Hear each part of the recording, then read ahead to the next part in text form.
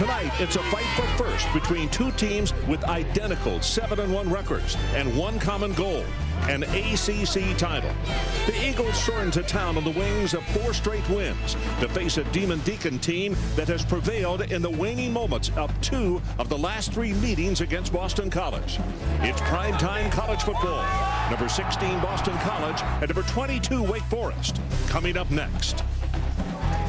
Tonight from the Atlantic Coast Conference, the Boston College Eagles, number 16 in the nation, in town to take on the Demon Deacons of Wake Forest, who are ranked number 22 from Grove Stadium. And some of the house here this evening, the reason that this one is so big tonight, you take a look at the Atlantic Division standings presented by Dr. Pepper. Maryland has won today. They're 4-1, but Boston College and Wake Forest are in at 3-1 each. And here come the Demon Deacons.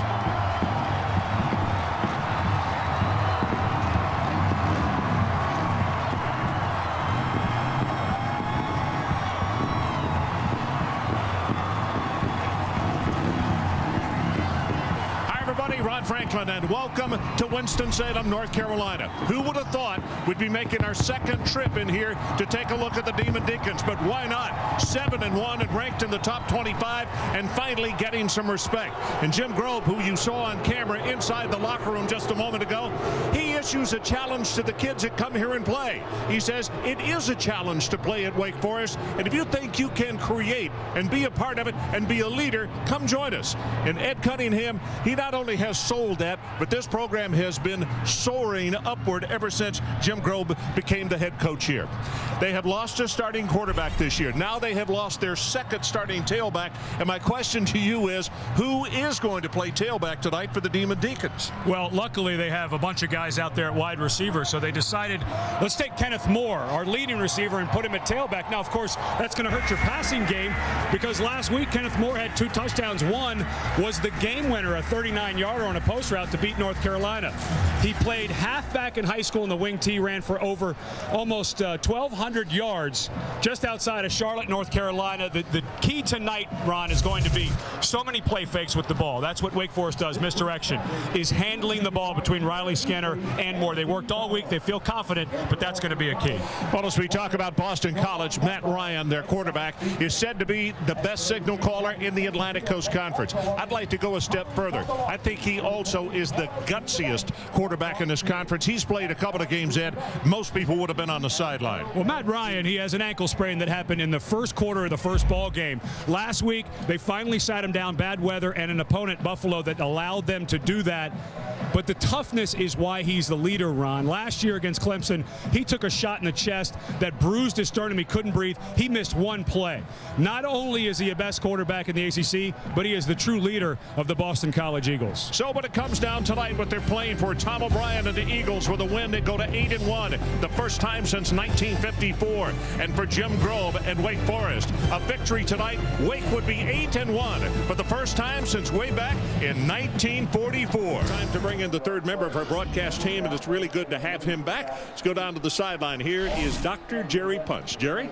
Thanks, Ron. It's good to be back with you, my friend. You know, tonight marks just the 14th meeting between these two schools, and although there have been some good ones over the years, the last 3 times they have met, it has been a nail-biter with the final outcome decided in the final 2 minutes by 5 points or less. For example, take last year in Chestnut Hill.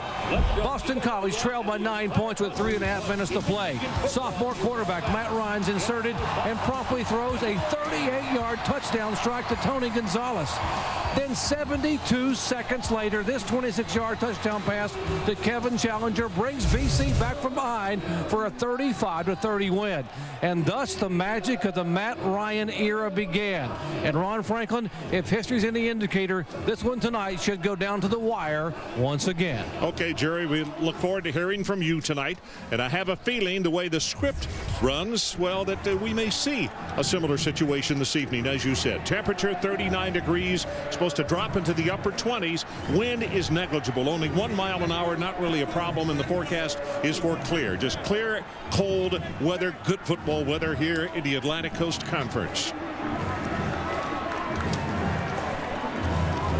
And Ryan Oliger will kick off. He was the young man who was suspended back a couple of Thursdays ago against Virginia Tech. And, of course, Steve Apanafagis came in and has had just a wonderful time kicking the ball on PATs and field goals. Moore, one of the deep men, along with Marion. Unger with the kick. This one is returnable. High spinner taken at the 9-yard line by Marion to the right. 25-30, 35-40, one man to beat, and he will be tackled just shy of the 50-yard line. That is a 40-yard return. Did that look reminiscent of anything we've seen? Clemson, yeah, a couple of weeks ago. He almost took it to the house against them. So let's talk about the young quarterback. Probably the best thing you could say is he should not even be here. He was going to be a guy sitting on the sideline carrying a clipboard. Well, he is the starter and has been all year because of injury. And they've talked about maybe this week putting a little more on his plate. Just one interception in 117 attempts, best in the ACC in turnover ratio. So the first play from a shotgun, and they go with the run, and that goes to the wide receiver, or former wide receiver, Kenneth Moore. And he will take it for about 3. Let's take a look at the Wake Forest offense. 151 yards rushing per ball game. That is third best in the ACC. And it all starts up front with the offensive line. Steve Ballas, Lewis Frazier, Steve Justice, the center, DeGear, the right guard, and Jeff Griffin, the right tackle. And tonight they get back left tackle R.B. Jones. He'll play about half the snaps. Ballas will move over to the right side at tackle. Talk about BC's defense in just a moment. With the second play from scrimmage, again from shotgun. This pass rifled, complete, good for the first down, and that's going to be Nate Morton, the redshirt senior out of Harlingen, Texas, who threw a touchdown pass against the Clemson Tigers. Defensively for BC, 10th in the nation in rush defense. In their last 4 games, they've allowed only 28.8 yards per contest, and they are mammoth at defensive tackle. Ron Brace, 335, and number 90, B.J. Raji, 340 pounds. And right now, Wake Forest doing things to get out on the edge. I think it's a good plan. You want to wear those big guys out before you run right at them. Safety coming on the blitz, and the handoff goes to Moore, and Moore sneaks his way up to or down to around the 36-yard line. Brian Toll, the first time that we have called his name tonight, but certainly not the last. And the good news for BC fans, he's been hurt off and on with a bad shoulder. He's close to 100%. And Frank Spaziani talks about this young man. He says, your defense tends to play up to your best player. And when Brian Toll was injured with that right shoulder, we didn't play our best. And you've seen the numbers, so much better with him back in the lineup in the last 4 ball games. Second down and long. Here comes pressure. Steps up. Grills got a man, and it is intercepted. Receiver fell down at the 20 and then will not make the 25-yard line following the hit. And on the interception, it is Ryan Glasper, I believe. Yeah, Ryan Glasper, who came up with the pick. Well, this was a late throw by Riley Skinner. Because of the pressure in the middle of the pocket, he sidesteps it. He's looking for the post down the middle of the field, and he needed to throw it right there, Ron. Because he sidestepped and threw it, gave Glasper time to recover as a safety. He had the receiver open. The post is just a late throw. You know what else happened? Brace, one of those gigantic tackles we were talking about. Up there. Well, the wide receiver Moore, who had come in at tailback, he gave away about 100 pounds to him, and he was unable to block him. So we'll see BC on offense for the first time tonight, and Whitworth going to be hit and knocked out of bounds on the near side of the field. And they're going to say that forward progress will be around the 22-yard line, which will be a loss of 1. So Matt Ryan, we talked about him off the top of the telecast. Boy, his comeback last year, the people from Wake Forest probably are not excited about seeing him back in there as the starter. And since he has taken over as a starter, the most important statistic, Boston College is 10-2 since he took over for Quentin Porter last year midseason. Wants to throw, swings this one out. 20, 25, and it's Whitworth who is going to be stopped after a gain of only a couple as the tackle is made at the 25. The BC offense, 226 yards a ball game. It's second in the ACC behind Florida State. And veteran offense, well, there are 4 seniors. Mark Palmer at fullback, Tony Gonzalez at wide receiver, James Martin at left tackle, and Josh Beekman, the right guard, number 75. Those other 7 starters are all juniors. And now Dean Hood, the defensive coordinator for Wake Forest, has him behind the sticks. He can play coverage here, Ron. They've been able to get pressure with 4, not having to blitz. From the shotgun, Good protection. Dumps it over the middle. And the hit is made immediately. Boy, Josh Gaddis came up, and it was like he had been in their playbook on that one. And that time Dean Hood did blitz. I expected him to drop back into coverage, but he brought a safety down into the box and blitzed him, and that was why Ryan had to come off of his longer routes underneath. Nice call by Dean Hood. Idolette is the deep man. As you take a look at number 46, Johnny Ayers, first time that anybody has punted tonight. So the interception does not cost Wake Forest. Here's the boot. Boy, they almost got it. And it's a short kick. He may have gotten a piece of it. And the ball rolls barely across midfield, and they're going to have it at almost the same spot they took the kickoff return to. Riley Swanson is the man who got a piece of it. Only a 28-yard punt. Let's take a timeout. No score. Wake on offense coming up. So we are back. Number 16 in town to take on number 22 in the nation. Jim Grobe paces on the sideline, and you look at the turnarounds this season. Kent State, Wake Forest, number 2 from 4-7 to 7-1. Quite a story. Pass out in the flat, caught it, and then the hit on Rich Belton. And I'll tell you, Riley Skinner, as a young quarterback's got to learn on a route like that. Get it down. You are going to get your receiver punished, and most of the times drop the football when you throw it that high. You know, it's interesting at the ACC media weekend back in August, it was Tom O'Brien who told everyone, listen, look out for Wake Forest because of all the veterans. They just don't play a lot of their freshmen. They redshirt almost everybody. This was the most veteran team in the conference coming back, and he said, don't let that 4-7 fool you. Little end around action here, and that's Marion. Marion tries to turn the corner and finally pushed out of bounds at around the 40-yard line, which will be good for the first down and a gain of almost 10 yards on the play. Glasper, who made the interception, came over to make the tackle. Now let's check a marker down on the field. Personal foul against Boston College.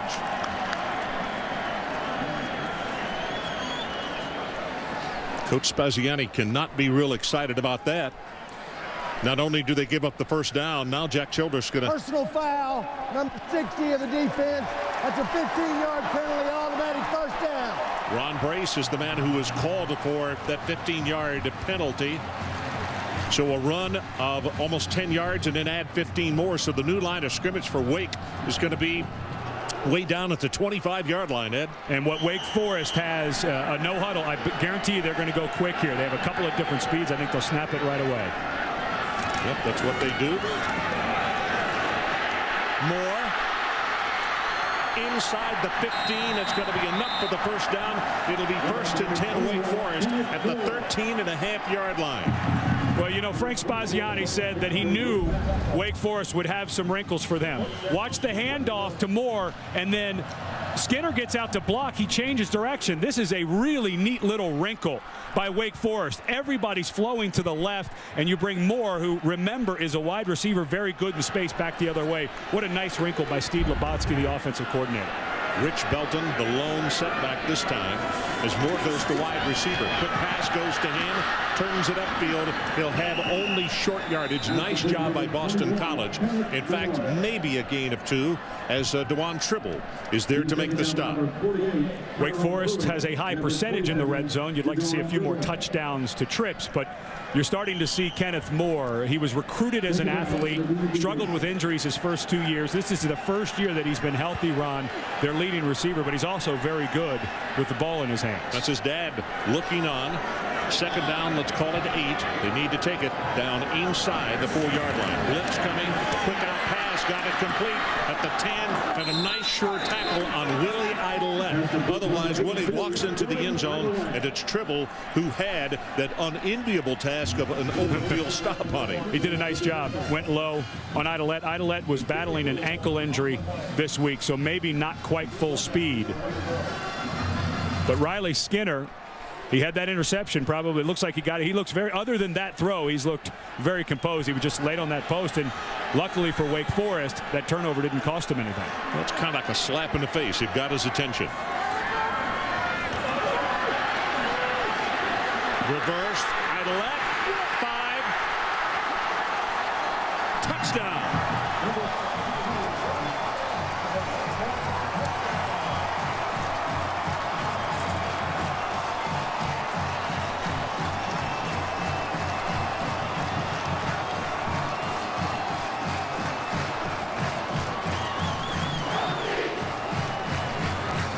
Swank to attempt the extra point and try to put the Demon Deacons out on top 7-0.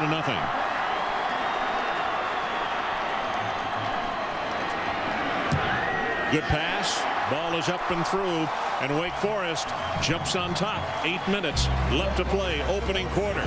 And our new score, the Demon Deacons 7, BC nothing. So we are back, and a crowd that came in here fired up is even more so now, because the Demon Deacons trying to prove that they deserve respect nationally. Trying to go to 8-1. Of course, there is a lot of football left to be played with 8 minutes showing on the clock with a drive of 6 plays, 53 yards, and Swank will kick it off. Smith along the calendar, the 2 deep men. Very high but returnable from the 5 of Smith. 20, 25, and he'll make it almost to the 30-yard line. So good field position for BC. And let's check back with Dr. Jerry Punch. Jerry? Well, Ron, middle linebacker John Abadi on the field is the emotional leader, but off the field he's still trying to deal with the emotional and unexpected loss of his younger brother Luke. It was last February, Valentine's Day to be exact, and 5 lacrosse players were coming home from a practice at Harrison High School in Powder Springs, Georgia, about 20 miles from Atlanta. There was a car accident, and it was determined that Luke was critically injured. He had a brain injury and obviously succumbed a few days later. So he is playing the senior year in the memory and honor of his brother. Okay, Jerry. I know that we will hear more from you on that situation as the ball game goes on. Yeah. Whitworth was the ball carrier right there and picked up a couple of yards. It's going to be a 2nd down and 8. And John Abadi used to wear, he was number 52 in high school. When he got to Wake Forest, he switched to number 40 in honor of Pat Tillman.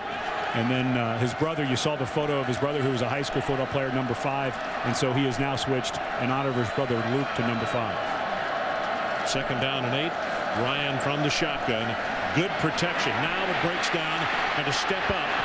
And he'll slide down at the 45-yard line. So it'll be a 3rd down and 3. And John Abadi, the man we were just talking about, was there to make him go into a slide. John, I think, had one of the really good original answers when people asked him again this year what he was going to work hardest on, and he said, becoming taller. Well, his hair can't get much longer. He hasn't had a haircut since last Thanksgiving. That's his dad right there. And it's been a family affair. They've all bonded together, and they're getting through the tragedy together. From the shotgun on 3rd down. Got a man over the middle. Pass is caught, but hit immediately. And from where the official is going to spot the ball, Purvis will have the 1st down, plus a couple of yards. Aaron Curry was there defensively. Well, Dean Hood has done a masterful job of keeping Matt Ryan off rhythm. But you can see what happens when Matt Ryan's allowed to sit in that pocket and throw. That time, not a blitz. He was able to find his tight end on a drag route. And when he has time and he's in rhythm, he is so accurate with the ball. He very rarely puts it in a bad place for his receiver. Well, it's 6'5". He can see targets very readily as the running play is going to go for nothing. In fact, a loss of 1.5 yards on the play, and John Abadi, the young man we were just talking about, is the man who led the charge on the tackle. Aaron Curry, the outside linebacker, does an excellent job out here of turning it back inside. Stays wide.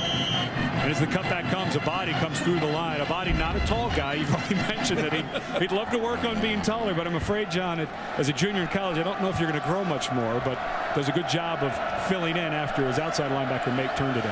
2nd down, let's call it 11. Pass over the middle, and it is caught by Purvis, and the big tight end rolled over. Now let's see what the question is. Wake Forest, it's a gain of 14 yards on the play. Let's take another look at this. Well, the safety that was over there, Chip Vaughn, was saying the ball hit the turf. It sure looked like it to me. And Boston College very quickly. They sure did. Boy, that was smart. Smart thing to do, because no opportunity to relook at that one. So it's going to be a 2nd down and about 8 as Whitworth picked up a couple on the play. And another look at Purvis. Very athletic young man, a sophomore out of Reinholds, Pennsylvania. 6'4", 254. Well, and Tom O'Brien, very smartly, he knew that was close, and don't give him a chance. to review it, get up and snap the ball, because that did not look like a catch. Well, the former Marine and Naval Academy graduate is plenty quick enough to understand what you do in those kind of situations. Got the pass, got it at the 10, at the 5 is Challenger, and shoved out of bounds at the 3. It'll be 1st and goal for the Eagles, and it's a gain of 21 yards. Excellent, excellent route by Challenger. Dana Bible says that Challenger's not much to look at 5'9", 176 pounds, but he's sneaky. He ran up the field on Alfonso Smith, threw a great little shake. Smith one-on-one could not keep up with the speedy Challenger. What a great route. So 1st down and goal. The ball 3 yards away. And he goes straight ahead with the fullback, and I mean nothing. Stoned right at the line of scrimmage. And that was Arnu, Stanley Arnu, who was there to make the tackle. He's a redshirt sophomore out of Sunrise, Florida. And coming into the ball game is Toll, the linebacker. And if you are not familiar with Boston College, one of their starting linebacks, Toll, who was a running back in high school, comes in at the running back spot, and they call it 1st down or 2nd down and Toll. And we're going to get more on that in just a moment. That's the end of the opening quarter. And as we change ends of the field, 7-0, Wake Forest. But BC on the lip of the cup. So we are back for Boston College as we have the first play of the 2nd quarter. 2nd and goal, 2 yards away. Play action. Back to the end zone. Touchdown, and it's the tight end Lloyd. John Lloyd, transferred from Vanderbilt, scores on the play.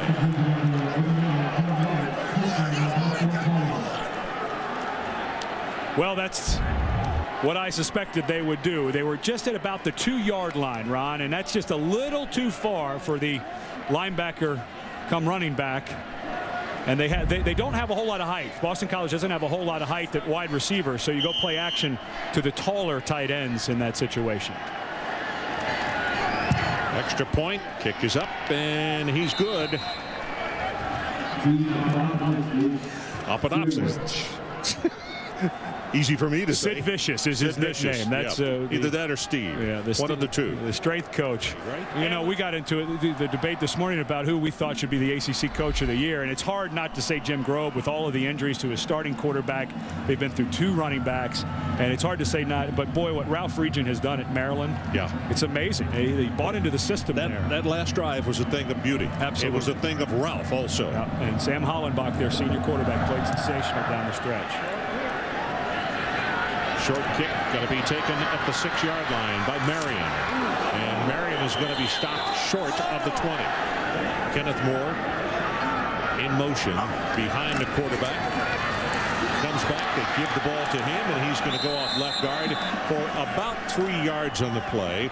Ryan Glasper is the man who makes the stop along with Dunbar. And one of the first things that you notice about Moore, he is accustomed to catching the ball, and once he retains possession, he's in a more up and running position, and it's a little bit of an adjustment to run with the pad level lower.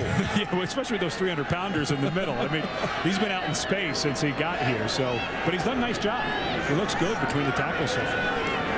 Here comes a blitz, and they throw a screen back into the boundary, and a nice job of reaction by BC. Play will be stopped at the 23-yard line, and it's going to be well short of the 1st down as Silva is there to make the defensive stop. Well, let's take a look at the impact players for Wake Forest. We've already talked a bunch about John Abadi. He is such a heart and soul guy for this team, and a fine linebacker as well. But Sam Swank can make a big difference in a ball game. He is the best dual-purpose kicker in America, as the punter and the kicker. 4 field goals over 50 yards, 3 of those in the same game against NC State. Well, let's see what they come up with, Ed. They got to take it to the 28-yard line. 3rd down. Blitz coming. Got the pass complete. Just underneath. Good for the 1st down. And Willie Idolette will step out of bounds up at the 33-yard line. Give him 9 yards, but most importantly for the Deacs, they're going to move the chains. Well, and they needed Idolette to step up, the senior, with Kenneth Moore, who was the leading receiver, having to go in with the injury to Micah Andrews and Kevin Harris last week against North Carolina. And Idolette was battling an ankle this week. He looks fine. He ran through that arm tackle to pick up the 1st down. He's had dings, as everybody does this time of year. He was injured against Ole Miss. It was not 100% a couple of weeks after that. Moore in motion.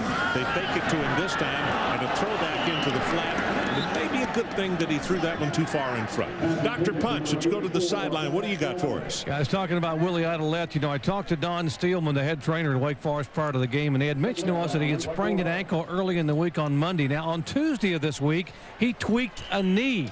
He had a mild sprain to his left knee, but he did not miss practice. This kid not only is fast, but he is incredibly tough. You would never know he had a problem with an ankle and a knee early in the week. Yeah, that's for sure. This is such a big game for these young men, though. They seem to really be enjoying the situation. They're tied at 7. Pass over the middle, and he got it. I don't believe he could get it between 3 people, but it was absolutely there to Nate Morton. Good for 18 yards. I thought that one was intercepted. That's unbelievable hands by Morton. He was a quarterback in high school. Of course, we saw that great throw against Clemson. But this ball zipped right in the middle of zone coverage. You just don't throw it better. And watch the catch. That's good for 18 yards in the play. So for the 3rd time tonight, they are across the 50-yard line against BC. On 1st down. Stepping up to throw. Got a man wide open at the 10. 5. Touchdown. Nate Morton out of Harlingen in Texas. And I don't know how the cover got blown that badly, but whoa, he looked like the first fella out to the workout. Yeah, Ryan Glasper and Dewan Tribble, the corner and safety to that side, weren't sure what coverage they were in, and they're going to release. Watch the safety and the corner. They'll end up in the same spot over here, and Morton just gets right behind them. As the safety comes down, Tribble thinks he's got the safety over the top, and he does not, because the safety had come down on a route underneath. They didn't know what coverage they were in, Ron. Extra point attempt is perfect. You could see the isolated shot of Spaz on the sideline. Coach Spaziani obviously not very pleased with that mistake in his secondary. Wake is good enough. You don't need to help him out, and that was a lot of help right there. No, that was a mental bust. Dewan Tribble, a junior, released Morton like the safety was going to be there in a cover 2 situation. That's what you would do, force him towards your safety. But Ryan Glasper, the senior safety, thought he was in man and had come down on an underneath route. So when Tribble let him go, Morton just snuck right through. And as any receiver will tell you, that's sometimes the hardest catch to make. Okay, good. Jeff Smith Just keep track of prepares to kick it off. Calendar, one of the deep men.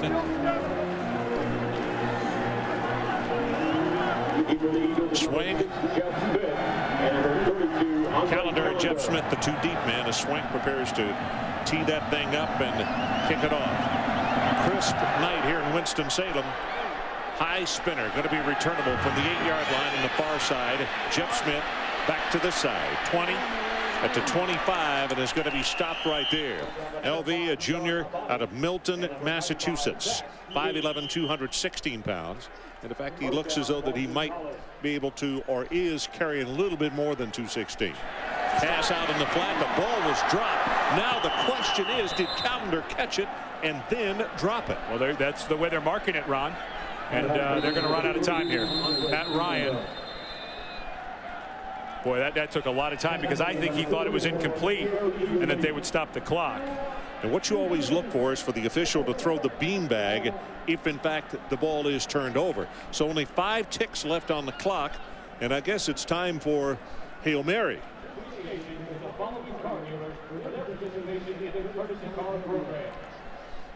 Well, and save for the one mistake, I think Boston College's defense has figured some things out, but those, we were talking about the things that Boston College is, don't beat yourself. Yes. And they caught themselves in 2 different coverages, and Morton made them pay. For people who watched us off the top of the telecast tonight, in the locker room, you heard Jim Grobe say, bring your brain tonight. You know, yep. Play smart, and it has to be 4 quarters. And what he's alluding to there, the last time we were here, they were about to go up 20-3 over Clemson, had a foul up on a field goal return.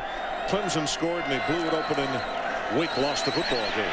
With 5 seconds left, they throw it out in the flat next to the tight end Purvis, and Purvis is going to be knocked out of bounds at the 47, and we are at halftime. And they are standing and applauding here in Winston-Salem, and why not? They're trying to go, Wake Forest is, they're trying to go 8-1 for the first time since 1944. Let's go down to the sideline and Dr. Punch. Jerry? Coach, what concerns do you have about the play of your offense in the first half? Well, we got to do a little better job running the ball, help us throwing the ball. I think, we took a shot there at the end, made the interception, but we got to run the ball better. Defensively, the short passing game seems to hurt you a little bit. How do you adjust at halftime? Well, the short, I don't know if that's hurting us. What hurt us is a blown coverage, giving up a touchdown. We can't do that. We keep the ball in front of us, we'll be all right in that passing. Thanks, Coach. All right, thanks. Ron? Oh, the Demon Deacons causing some fireworks in the first half. They are on top 14-7 as we start the third quarter. And 9 yards rushing. Play action does not work real well if you can't rush it any better than that. Then, as the head coach said, it has to be the prescription. Yeah, exactly what Tom O'Brien said to Dr. Punch on the way out. They have to get something going in the running game. That is a big part of this offense, and Matt Ryan can't do it all himself. He's a little gimpy. I think Dean Hood has done an amazing job for Wake Forest, the defensive coordinator, bringing pressure. But 9 yards rushing is just not going to get it done. And for Wake Forest, they're a rushing team too, Ron. So they'd like to get that going as well in the second half. Well, you see the yards are almost the same, only 9 yards separating them. But still, as I mentioned, it makes play actions work a lot better when you have some running game that is an intimidating situation for the opposition. Down at the 6-yard line, this is Smith. And Jeff right up the middle, 25 out to the 30. They're going to have good field position to open the second half. Let's go down to the sideline. Dr. Punch, I understand you visited with Coach Grove after his halftime. I did, Ron, and Jim Grove very happy with the play of his defense in the first half. Said he couldn't be more pleased with how he played defensively. Offensively, said he wasn't very happy with the pick they threw early in the first half, so we got to do a better job of handling their zone blitz, and I would like to run the football better in the second half than we did in the first half. He said, but defensively, we played pretty well. Okay, Jerry, thanks. Both of these coaches really very much on the same page as far as what they're looking for. A little influenced by pulling the guards, but they throw it back to the tight end Purvis. And Purvis is going to have the first down on the very first snap of the second half. Good for 11 yards. Well, right, excuse me, Ron, but right now, Matt Ryan, even with that bad angle, he's not 100%, but he's moving fairly well considering that he's still gimpy on that left ankle. Well, as you could see from the snap of the ball, the two guards pulled, trying to influence the linebackers and secondary. This time it's play action again, and they throw this one complete. That's Gonzalez. And Gonzalez will be tackled at the 49.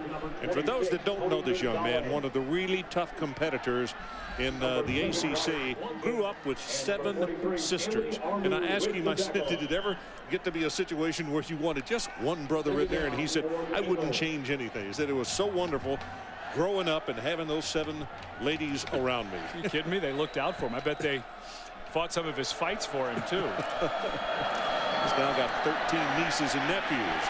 As the running play with Whitworth will go outside to the right, and they pick up the first down is John Abadi, who's there to make the tackle. I'm going to say steps out at the 43-yard line. Red zone alert. Oklahoma on A&M's 2-yard line. The Sooners up by 4 in that one. You know, we just showed the Atlantic Division standings. Of course, Maryland with a great win today on the road against Clemson. And both of these schools, none of the players are talking about, hey, what bowl are we going to? They are so focused on, no, we're in the race, and that's what matters right now. That quick out pass is caught, and then pretty good stick by Soleil on Soleil after he moves it upfield for a gain of close to 9 yards. And defensively, I believe Jeremy Thompson and John Abadi were the two guys that got out there and laid the lumber to him. But the thing with Boston College, they are playing way in front of the sticks on this opening drive of the second half. In the first half at all, Ron. It was all 3rd and 7s, 3rd and 6s. Play action again by Ryan. Right over the middle. Got this one to number 2, Robinson. And Brandon is going to have the first down inside the 30-yard line. So they're making this one look kind of easy right here, like a surgeon. There seems to be a little more urgency to how they're getting to the line of scrimmage. They're starting to get into a rhythm. They never felt like they got into a rhythm offensively. You know, a lot of times when your offense is a little sluggish, just get the play in and out a little faster. Right now, taking a little bit of time choosing what to do on 1st and 10, but just get it in and out. Let's get to the line of scrimmage because the defense will start to get winded faster than we will. 1st and 10. They have spotted the ball at the 27.5-yard line. Blitz coming up the middle, picked up nicely. And the pass, did he hold on? If he did, that's a nice catch. Challenger, yep, and he did. And let's check down on the sideline. Dr. Punch, it looks like a blitzkrieg here. Exactly, Ron. And in the first half, they were not at all happy with the play of the BC offensive line. And the movement had been hurting them up front. And NC State hurt them with movement up front. Florida State hurt them with movement up front. They are big and strong, but they weren't able to hold up against some of that quickness up front for Wake Forest. It's a different story here at the beginning of the third quarter. The offensive front for Boston College got a little discussion at halftime in the locker room, I'm told. Oh, I bet it was more than a discussion. By the way, incomplete on that last pass. So it's a 2nd down and 10. As the officials came up and said, nope, he didn't hold on to it. Rolls the pocket, just throws this one out of bounds. And that time again, the pressure from John Abadi. Well, Abadi never gives up. And he never gave up last week against North Carolina. At the end of the game, and of course North Carolina was playing for John Bunting. Coach Bunting had been fired during the week, and the coaches here knew that at Wake Forest knew that they were going to get the best shot, and North Carolina drove down, had a 1st and goal, blew a couple of plays on the last play of the game. Abadi did a great job reading the eyes of the quarterback and making the interception. 3rd down, they need to take it to the 18-yard line or just inside. BC has converted 3 of their last 4 3rd down situations. They roll the pocket back over the middle, and boy, it's dropped. And that one to L.V. Whitworth, the running back, and he tried to take off before he had the football. Well, and George Burton, the umpire, standing in his spot. And Whitworth not able to get around him to make that catch. I don't think he would have gotten the 1st down, but now you're in, this is tweener territory, and it looks like they're going to go for it on 4th because they don't feel like their kicker has this type of range. Remember, Aponavicius took over as a walk-on, and I like this decision by Tom O'Brien. So let's see, they're down 14-7. Line of scrimmage, the 27.5-yard line, and they need 10 yards. Ryan over the middle, got it complete, and spinning down, he didn't get it.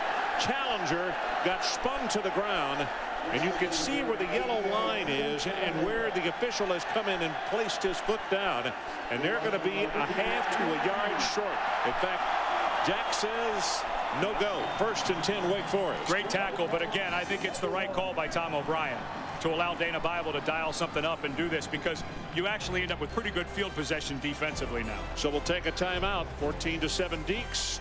Just over 12 minutes to play. 1st and 10, Wake Forest, after holding on that 4th down play. They fake the double reverse, and up the near sideline, that's Marion, and Marion is loose. 40, 30, can they catch him? Not this time, and it's a distance jaunt of 81 yards. Touchdown, Wake Forest.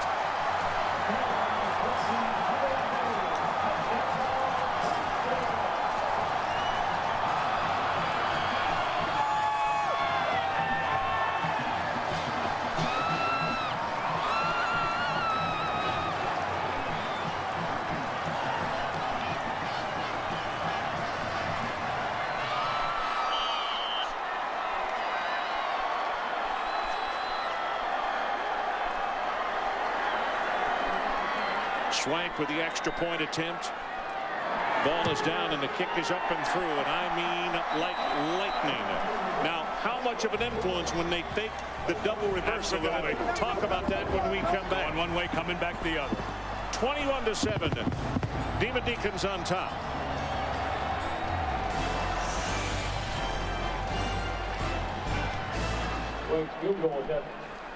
And it gives us an opportunity to check in on the sideline again. Dr. Jerry Punch. Jerry? Well, Ron, still a lot of football to be played tonight, but if Wake Forest were to hold on, they would go to 8-1. The last time Wake Forest started the year at 8-1 was 1944. They only played 9 games in 44, and they finished 8-1.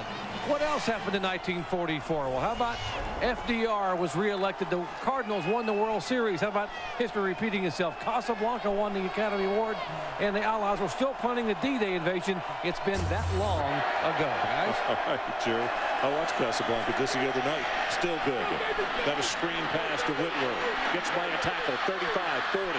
And finally going to be stopped just shy of the 50-yard line. So Dana Bible dials up a big play for BC, 23 yards. And they needed something, Ron, because the The momentum had spilled over from that first half into the second half. Boston College had a good drive to start the third quarter, but hasn't done much since. They needed something to get going. That's the longest play by Boston College tonight. Sets in the pocket. Here comes pressure, and he's going to be sacked. And I'm telling you, it was Tucker who just treated him like a rag doll. They just grabbed him with the shoulder pads and threw him down. Well, and it was such a nice move by Giles Tucker. Vote of his teammates right here. Watch the spin move back inside, working one-on-one with James Martin. He just set him up. Martin leaned on him a little bit, and Tucker, voted by his teammates as the best all-around athlete on the team, showed great footwork there. You feel an offensive lineman leaning on you, spin back inside, he's going to fall right down. Dover, New Jersey, his home. Second down and a long way. Pass out in the flat. That is to the tight end Purvis, and Purvis is finally going to be tackled up around the 41-yard line.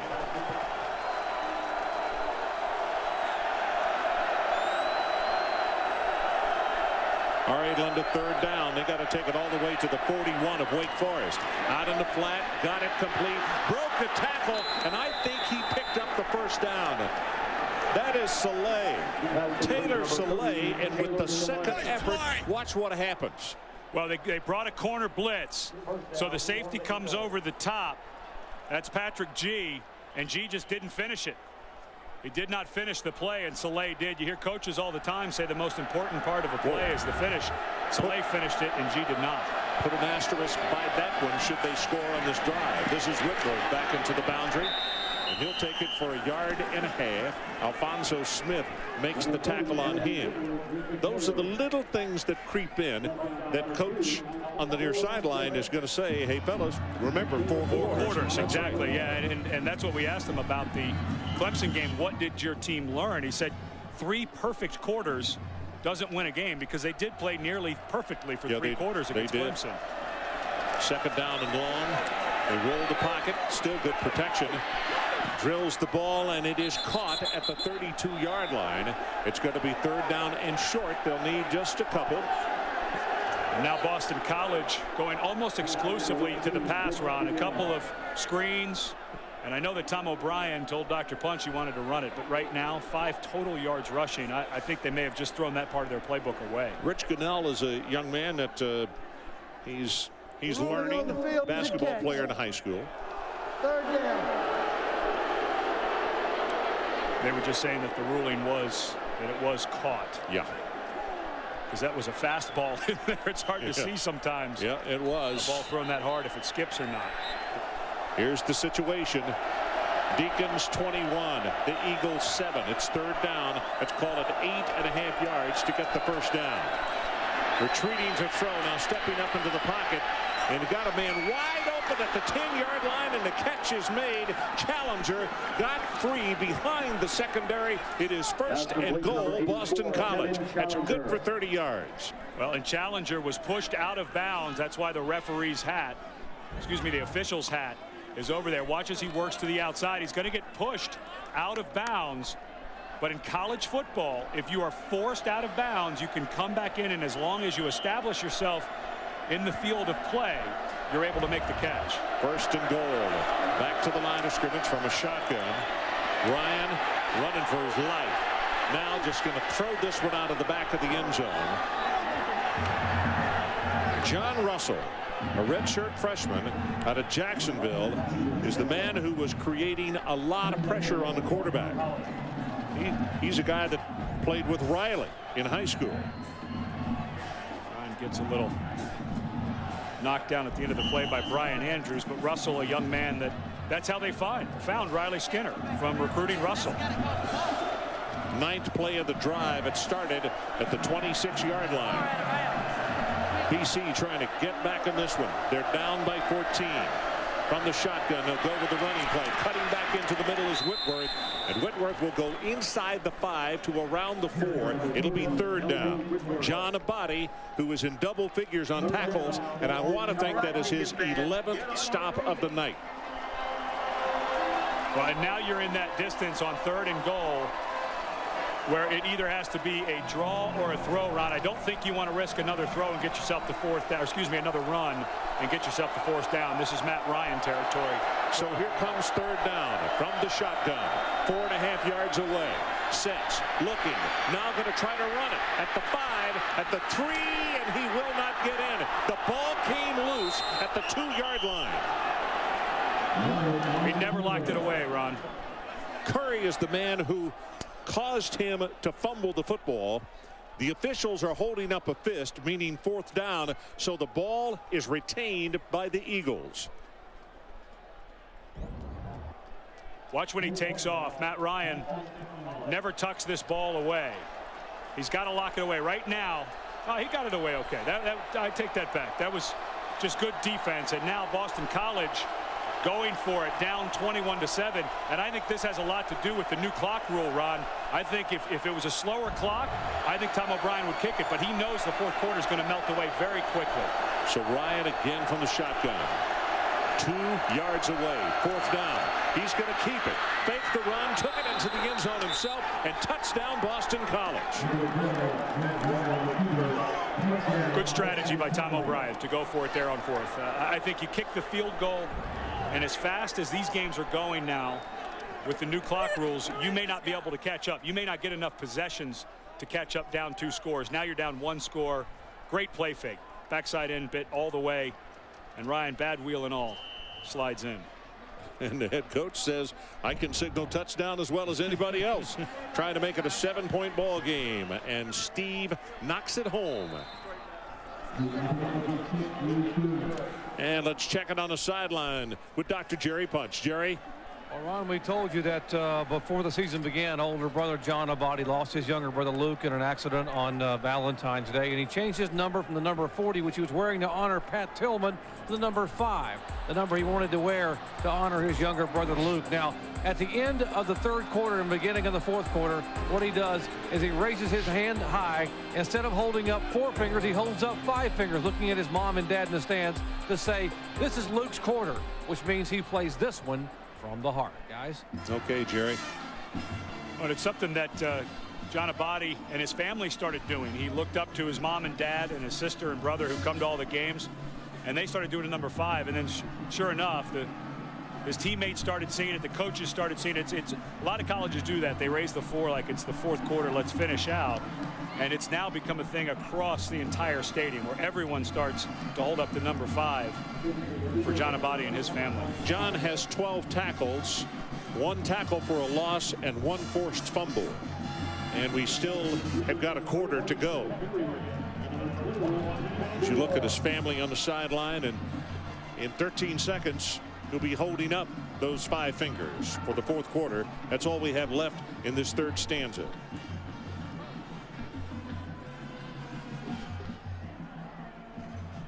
Oliver prepares to kick this ball off.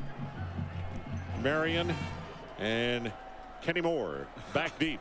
I think that Boston College has seen enough of number 14. I wouldn't be surprised if they squib this. Yeah, that's the way they've got the formation right now. No, they're going to really kick it short right down the middle. So this is Marion from the 10-yard line. And a return's going to come to the 24. That'll be the final play as the clock will start. We're at 4 seconds right now.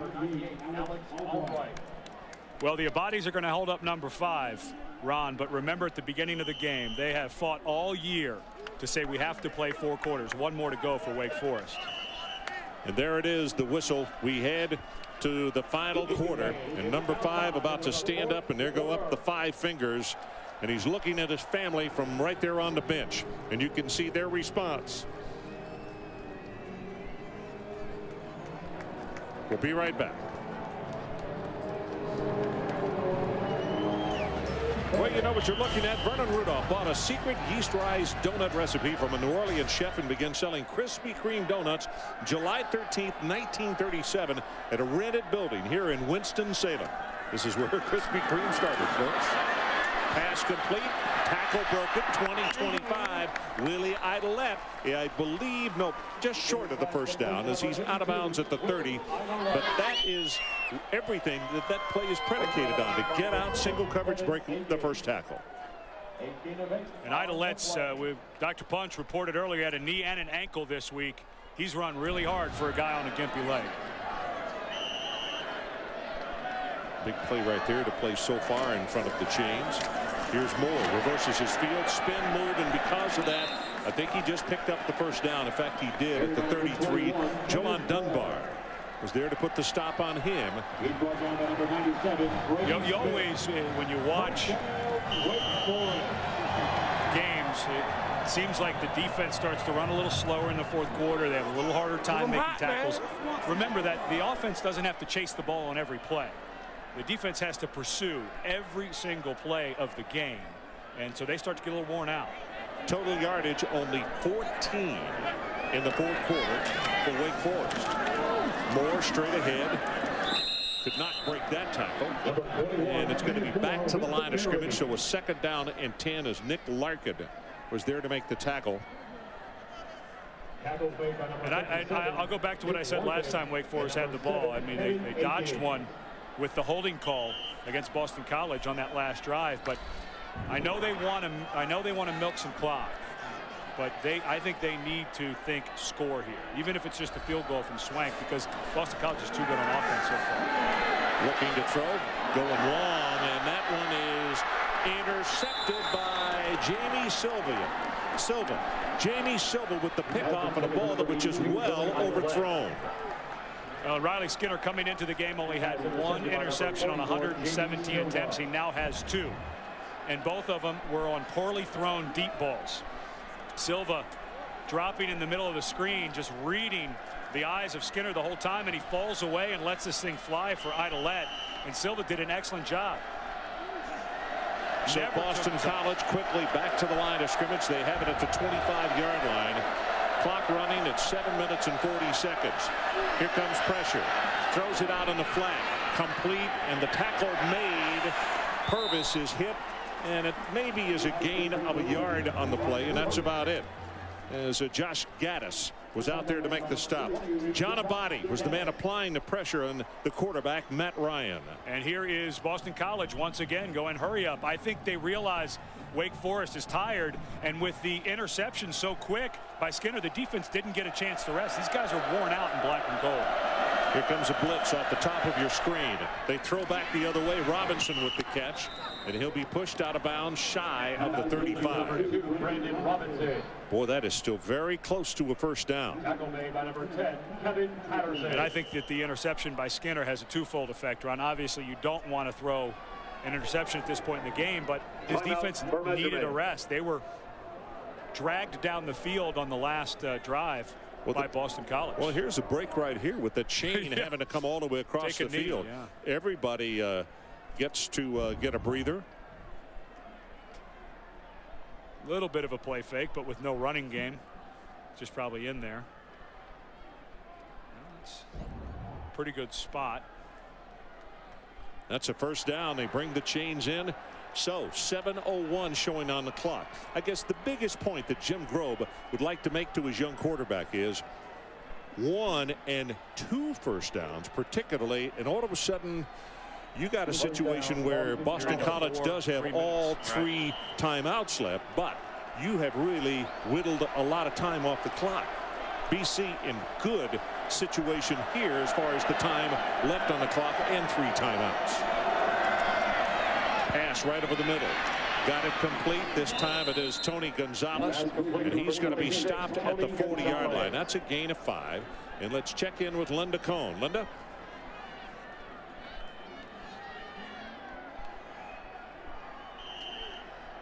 Second and 6 for the Eagles.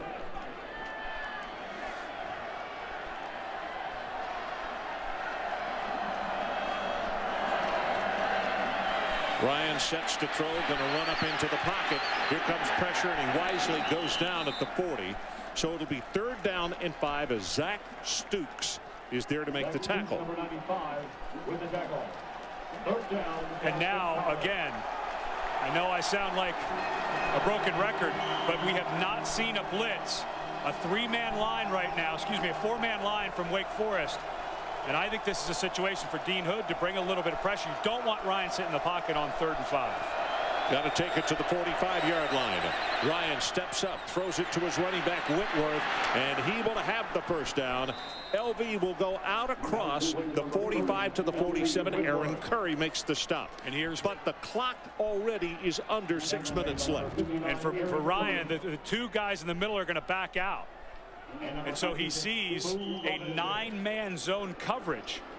With the receivers downfield, he's able to get it underneath. There was nobody open downfield. You say, why would he throw it before the sticks? But Whitworth was his only option. Pressure coming from the top of your screen. The right, that pass thrown complete. And the hit immediately. Taken down was Megwa, Clarence Megwa, a young fella that they told us we were going to see in this ball game tonight.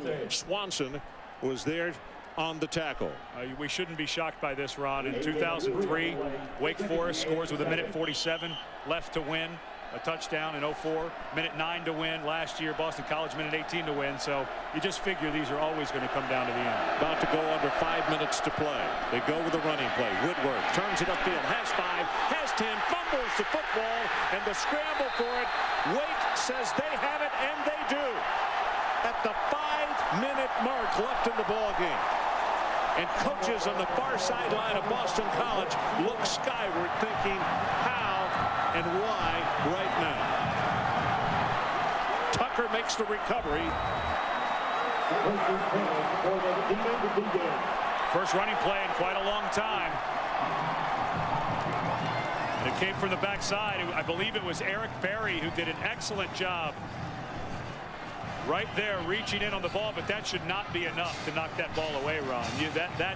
I mean, give Berry credit for reaching in there, but there's no way that that ball should have come out of Whitworth's hands. It wasn't, you know, you see a helmet maybe off, but that was just a rake of the arm. 2 turnovers apiece.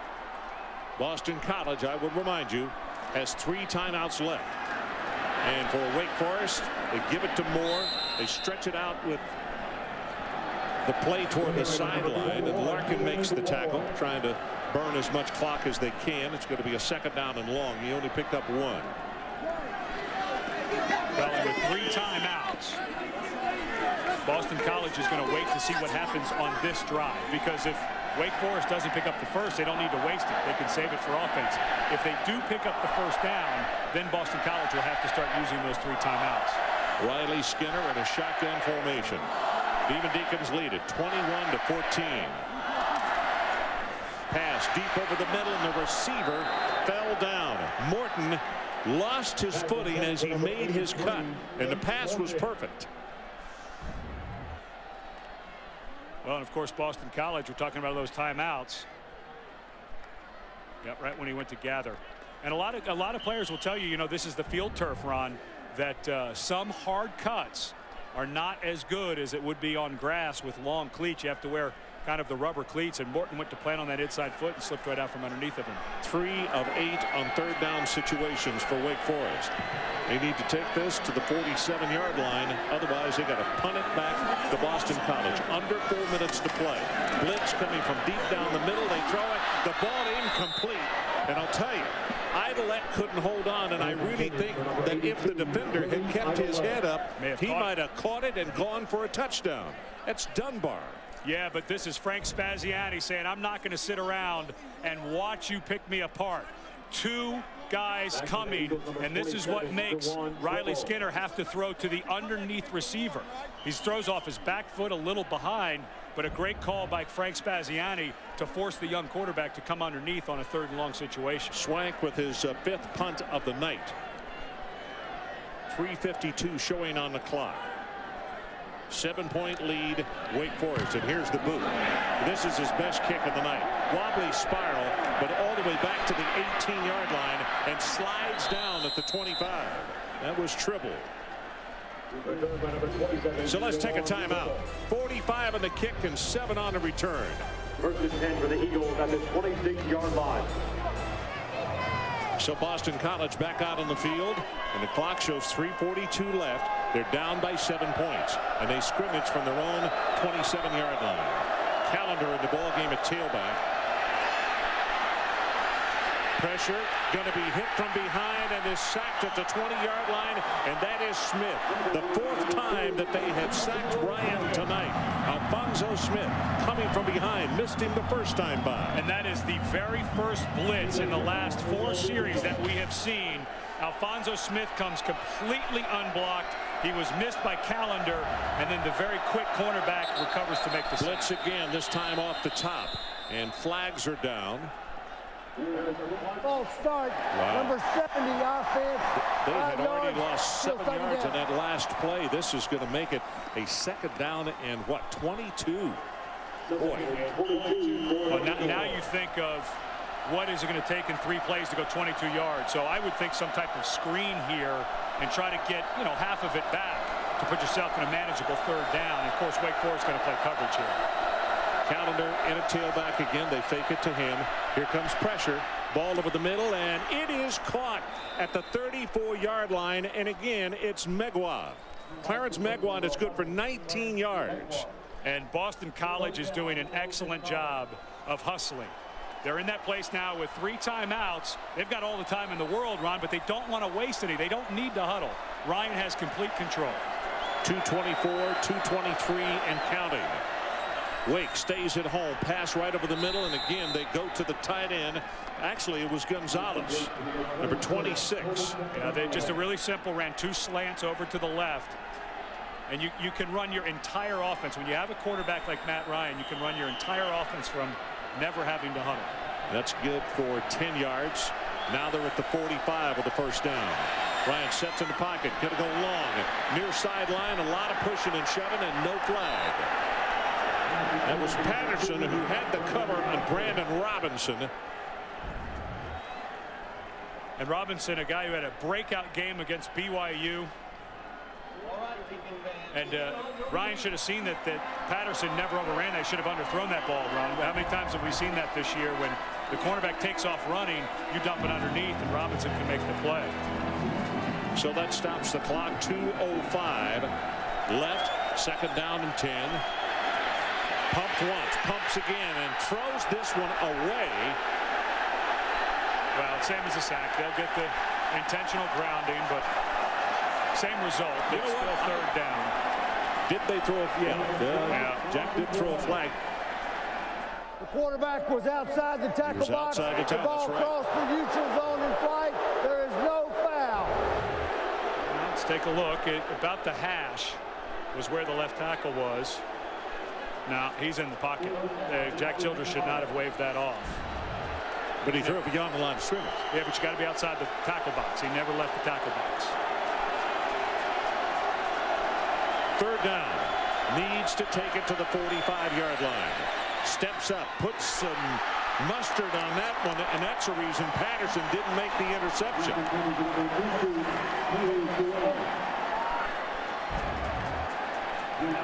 Boy, Patterson has played well on this. He just the whole way he read the route, did a good job, and that is not pass interference because Patterson is trying to make a play on the ball.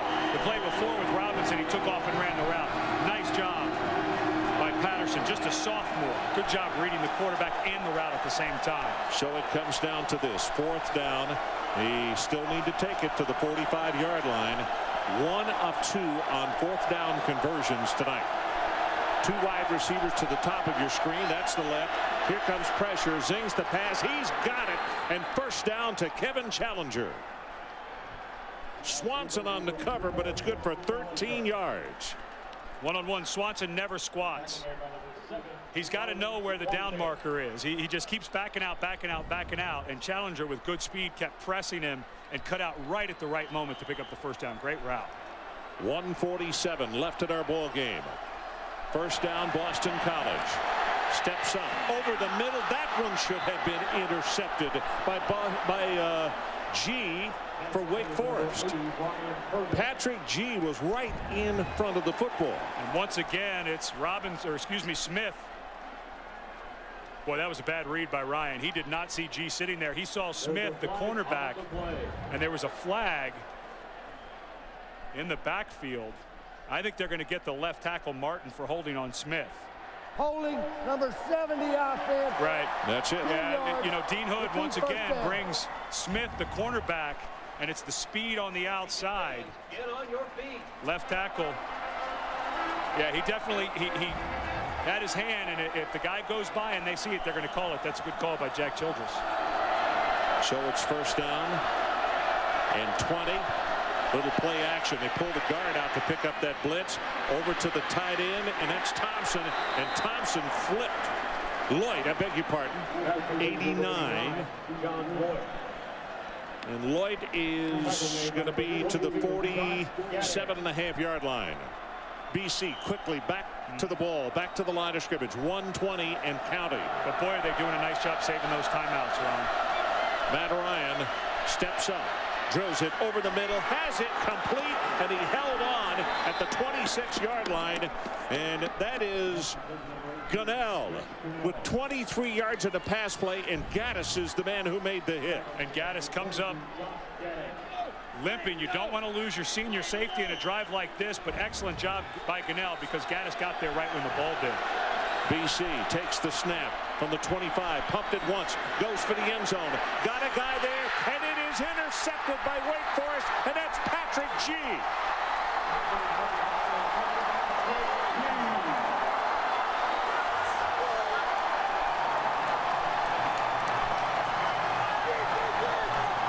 Second time in a row that they've tried to throw this route. Second time in a row that Matt Ryan has thrown an interception. He's going to run the out and up. And G never comes off of the ball, and the ball hangs in the air for Ryan. Remember earlier, it was Gaddis who made the interception. This time, G does not bite on it. Remember what Dean Hood told us about his senior safeties. He said, those are the guys, the reason that I get sleep at night. That was a great read by G, and the second time that Matt Ryan has made a mistake on the same play tonight.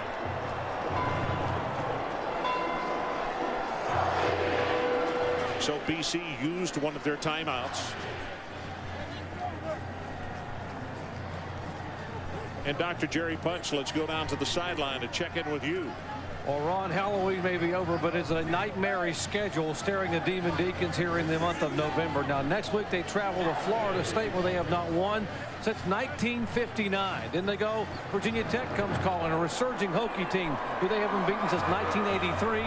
Then they finish out the year at Maryland up in College Park, a team they last beat in 1998. And by the way, Wake had an 8-game losing streak in November. They had not won in the month of November since November 1st of 2003 against Clemson. That could all change here tonight. That's all recent history, Doc. 1944. Go back for an 8-1 start, so those seem easy to these guys. But you're right on the number, Ron, depending on how many seconds you can run off on these plays on whether you have to pick up a first down. It's right in that minute range with 2 timeouts that you can get out of here without having to pick up a first down. So we'll see how much time they can take off the clock in between plays. Toll coming with pressure from the backside, tries to run the play down, and they move by him. Now the tough thing right here, you got to wait. The whistle just now sounded, and the clock is at 49 seconds. And that was a favorable play for them. 8 seconds ran off the clock, and if you can get between 8 and 10 seconds between plays, even with the timeouts, you may be able to get out of here if you're Wake Forest without a first down. Well, Boston College just continued to have mistake after mistake. They move the ball at will. Of course, Apanavicius misses the field goal, but as they continued to go up and down the field, there was the fumble by Whitworth, and then Ryan lets the ball hang up, and G makes a great interception. 49 seconds showing on the clock. Wake Forest 21-14.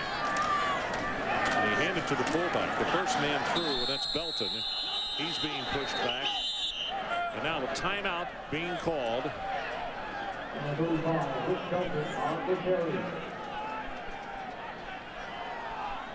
Brought by number 7, Kevin Akins, and number 60, Ron Gray. Last timeout for Boston College. Third down. And if they go out to the 30-yard line, it's all a moot point because that would be a first down. You see how tightly BC is drawn to the line. Straight ahead with the handoff. And again, Belton, the ball carrier. And he will be back to the original line of scrimmage. Clock is running 32, 31. And let's see when they whistle in the 25-second clock. Still not whistled in. 26, 25. They don't have to run another play. They do not have to run another play. And if I were Tom O'Brien, I'd be pretty upset because it seemed like they could have gotten that ball spotted and made them run a fourth down play. But with only a second, Wake Forest would have just done a running play and the game would have been over anyway. 7 seconds down to 6. And the Wake Forest fans are running across the field toward their student section. And the clock shows zeros. For the first time since 1944, Wake Forest is 8-1. As now the kids are jumping over the wall and storming the field here at Winston-Salem. And let's go down to the field and Dr. Punch with Jim Grove. Doctor? Coach, what was the key to this win here tonight? Well, I think as much as anything, Jerry, our kids just hung in there. It looked like the tide was going to swing for Boston College. Thought the fumble was huge, and our kids just hung in there. How would you assess the play of John Abadi and this Demon Deacon defense here tonight? Well, they played great early, stopping the run, made them put it in the air. I thought Matt Ryan might be able to beat us throwing the football, but our guys made plays when they had to. Coach, first time since 1944, the Demon Deacons go to 8-1. What does this mean for your program? That sounds pretty good to me. I think it's great for our kids. We've been working toward this for a long, long time, so it's great to be there. Hey, Coach, congratulations. Go celebrate. Thank you, Jerry. Appreciate it. Ron? Okay, Jerry, thanks so much, and congratulations to Jim Grove and his team and his staff on an excellent win tonight. To win over BC at home or on the road, it doesn't matter. It is hard fought and it is well earned because Tom O'Brien's ball club is always ready. Final score, 21-14. The Demon Deacons will win it. For more on this game, we'll be on ESPN News in just a moment to wrap things up. This has been a presentation of ESPN, the worldwide leader in sports.